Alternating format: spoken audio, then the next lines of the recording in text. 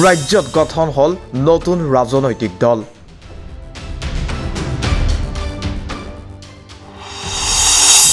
এইবাৰ বাংলা ভাষিক লৈ গঠন হল ভাৰতীয় গণ পৰিষদ।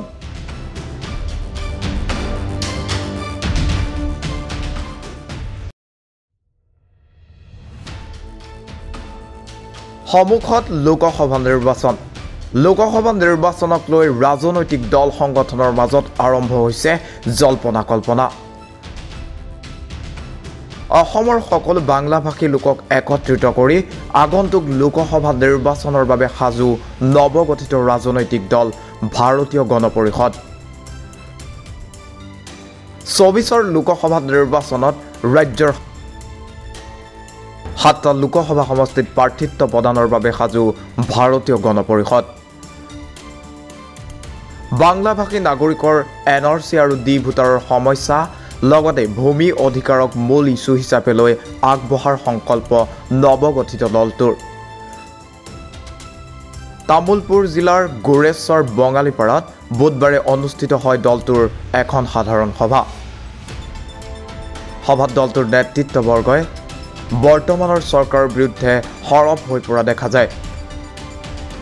বৰ্তমানৰ চৰকাৰখনে ৰাজ্যৰ বাংলাভাষী লোকক বিভিন্ন অধিকাৰৰ পৰা বঞ্চিত কৰাৰ অভিযোগ দলটোৰ নেতৃত্বৰ।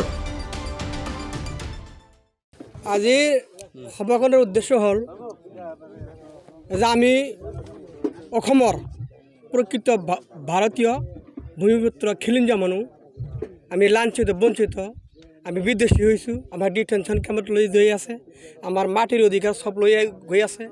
গতিকে চাকৰি বাকৰি ঠিকা দিলেও ইত্যাদি কৰি যি অত্যাচাৰ আমাক কৰি আছে, আমি অত্যাচাৰৰ পৰা প্ৰত্যান পোৱাৰ কাৰণে গোটেই অসমৰ লাঞ্ছিত বঞ্চিত জাগ্ৰত কৰাৰ কাৰণে আমি ওলাই আহিছোঁ।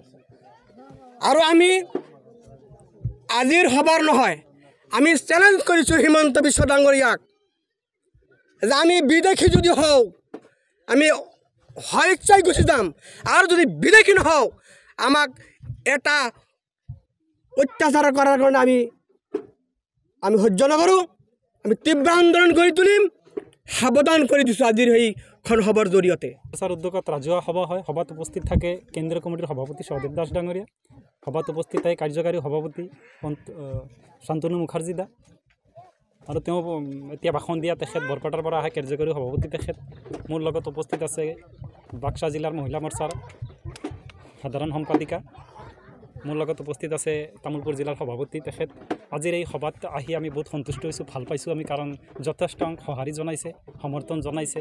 আমি যে বাংলাভাষী অসমৰ গোটেই এক হ'ম বুলি এটা আশা, আৰু আমি এক হৈ ভাৰতীয় গণ পৰিষদ অসমত শক্তিশালী ৰূপ দেখুৱাম হিমন্ত বিশ্ব শৰ্মা ডাঙৰীয়াক। তেখেতে আমাৰ ডিব্ৰুগড় বোজা যেনেকুৱা জাপি দিছে, NRCৰ পৰা আদি কৰি আধাৰ কাৰ্ডৰ পৰা আদি কৰি যি সমস্যা দিছে, আমাৰ ভৱিষ্যত অন্ধকাৰ, এই অন্ধকাৰৰ পৰা আমি বাচিবলৈ এটাই পথ আছে, ভাৰতীয় গণ পৰিষদ। গোৰেশ্বৰৰ পৰা সত্যব্ৰত দাসৰ ৰিপৰ্ট, এনিভাৰত 24। অত্যাধুনিক চিকিৎসা পদ্ধতি আৰু কাৰিকৰী কৌশলেৰে সমৃদ্ধ হৈ ৰাইজৰ সেৱাত মুকলি হ'ল JNSM পলিক্লিনিক কাম diagnostic centre and multi speciality hospital. Paramedical প্ৰশিক্ষণৰ ব্যৱস্থাও উপলব্ধ। আমাৰ ঠিকনা ৱাৰ্ড নম্বৰ 4, কৰিম চক, মঙলদৈ, দৰং, অসম। ফোন নম্বৰ 6001887100 আৰু 6003048093।